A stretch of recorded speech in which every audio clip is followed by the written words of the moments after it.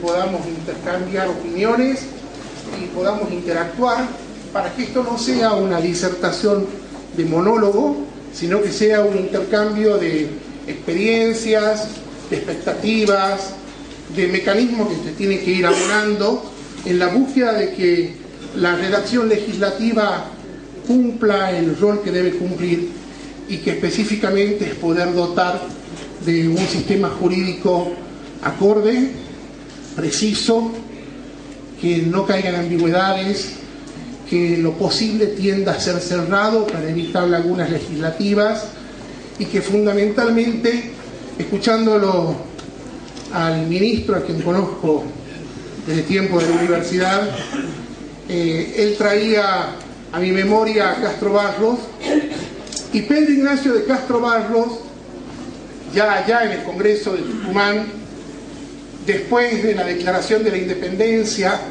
y cuando se redacta el acta de traspaso del Congreso de Tucumán a la ciudad de Buenos Aires en los primeros meses de 1819,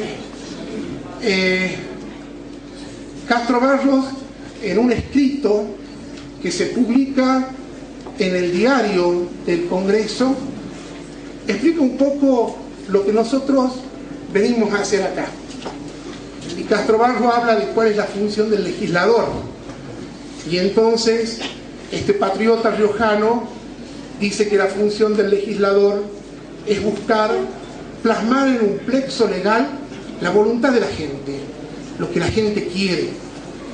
No existe ninguna norma jurídica que pueda tener eficiencia y pueda tener vigencia si no está articulada por el consenso de la gente.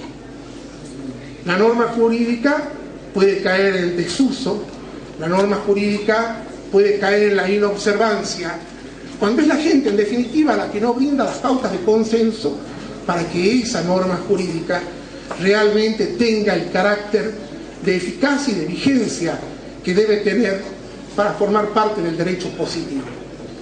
Y a esto no lo decía un positivista, no lo decía un jurista que tiene una orientación kelsiana, más allá de que Kelsen es prácticamente contemporáneo, sino que lo dice un justnaturalista, alguien que cree en el derecho natural, que cree en la moral, que cree en la ética, en la fuerza de los valores. Y creo que también en ese sentido es importante rescatar la figura de Castro Barros y la prédica de Castro Barros, y rescatarla para decir que las normas jurídicas que nosotros hagamos para nosotros, para la posteridad, para nuestros hijos, tienen que ir plasmadas de contenido valorativo, tienen que tener un fin teleológico, un fin ético, tienen que buscar en definitiva una sociedad mejor, y la sociedad mejor está en los valores que la norma tiene que plasmar. Esto es nada más que un recordatorio fuera del speaker que veníamos preparando y trayendo a la memoria la figura de Castro Barros, que creo que es importante que los rioscanos lo conozcamos un poco más. Si existe alguien que en la cátedra universitaria o que en la cátedra política haya dado maestría de redacción legislativa, es otro riojano, es Joaquín Víctor González, acá del Pago de Silvia,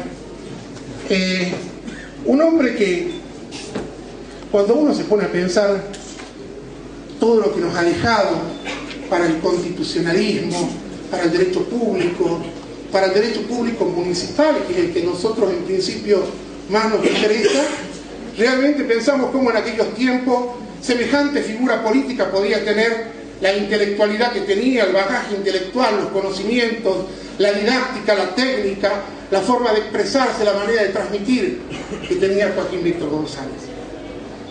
Y Joaquín Víctor González sostenía que de alguna manera los consejos deliberantes, que es a donde está la esencia de la labor legislativa de ustedes, es exactamente eso.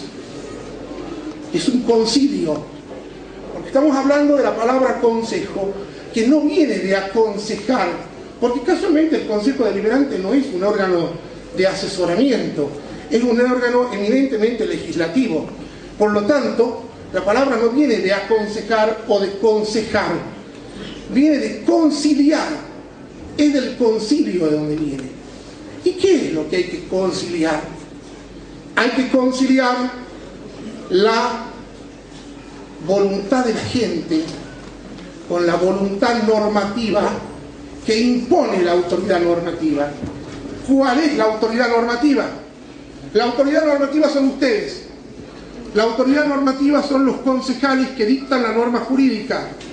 La autoridad normativa es el legislador, porque es el que tiene la potestad de sancionar una norma, de dictarla, de emitirla, de darle los rasgos de legalidad. ¿Y cómo se adquiere esta voluntad legislativa?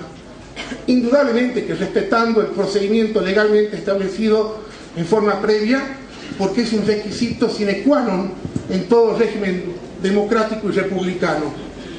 No puede existir la imprevisibilidad, no puede existir de alguna manera la imprecisión.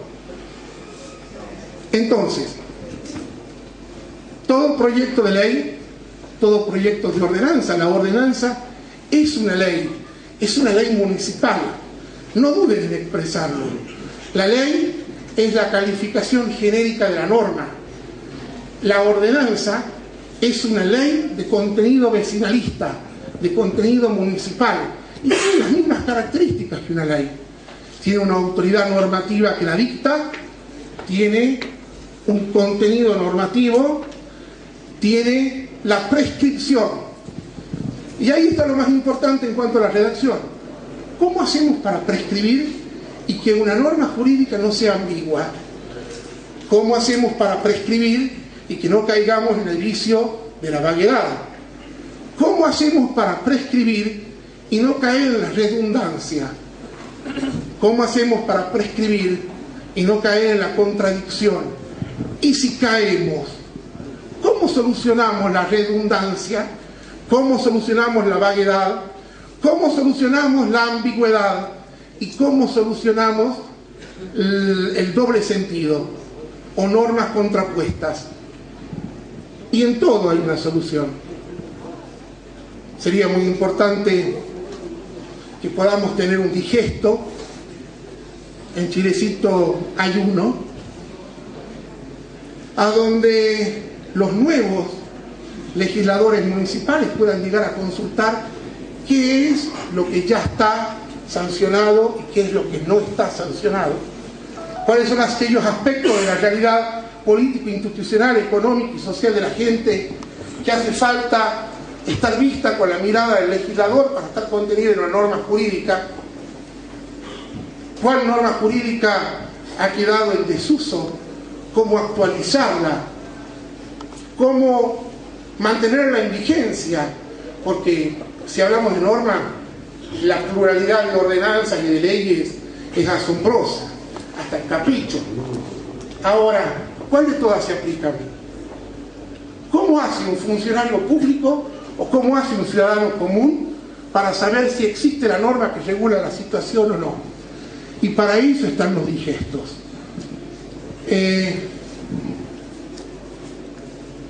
Permítame, vamos a ver un poco de... Seguramente en algunos municipios habrán digestos que hay que actualizar. Es una tarea permanente, continua, constante, seria. Y lo más importante de todo es el asumir el rol de legislador con toda la implicancia que el rol del legislador tiene. No me cabe la menor duda que en muchos casos han sido electos y sabían para qué eran electos. Tampoco me cabe la menor duda que en muchos casos han sido electos y cuando se sentaron en la banca comenzaron a descubrir cuál era la función. No está mal, porque en definitiva decir que está mal cualquiera de las dos posturas sería decir que está mal el pueblo, que es el que manda. Sería una actitud elitista que no corresponde a un régimen democrático. Lo que está mal es que en ninguno de los dos casos a la función la asumamos con la responsabilidad que la función merece y nos preocupemos por desempeñar la función en cuanto la misma ley nos da las competencias, y por eso es que festejo estos tipos de foros que son importantes y un acierto en la búsqueda de las soluciones y del conocimiento y del encuentro. Pero, ¿cuál es la principal y cuáles son las funciones de un concejal? Y la principal función es la de legislar. ¿Sí? Yo por ahí escuchen que cuando dicen yo no me voy a preocupar en redactar una ordenanza porque hay demasiadas, ¿para qué? Yo más vale voy a ser gestor de las necesidades de la gente, de un sector, o me voy a dedicar a controlar, a ver qué hace mal el intendente para ver si lo podemos voltear. ¿Sí? A ver, en ninguno de los casos nada está mal,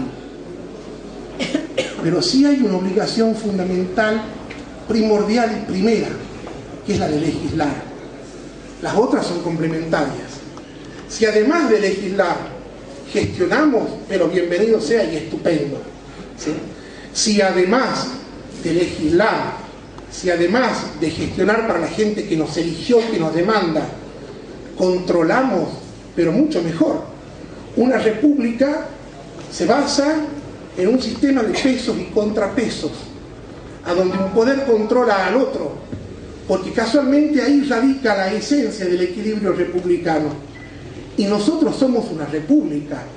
Y como decía Joaquín Víctor González, el municipio es el primer escenario de la república vecinalista.